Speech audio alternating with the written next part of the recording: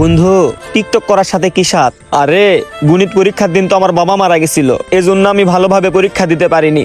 তাছাড়া তো সব সাবজেক্টে A+ পাইছি, শুধু গণিতেই পাস করতে পারিনি।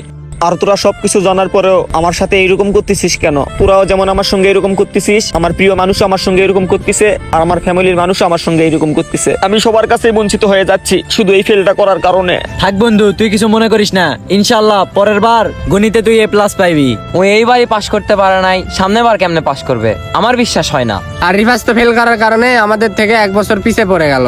আর ওই তো এখন জুনিয়রদের সাথে পরীক্ষা দিবে, আর ওর সাথে আমাদের বন্ধুত্ব রাখা যাবে না। আর সন্ধ্যা হয়ে গেছে, এখানে অনেক মশা কামড়াচ্ছে।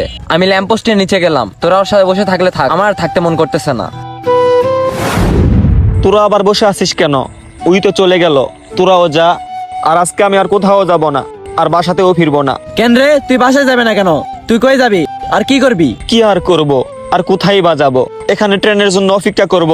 ট্রেন আসলে তখন আমি সুইসাইড করব, কারণ এত অপমানিত হওয়া আমার সহ্য হচ্ছে না।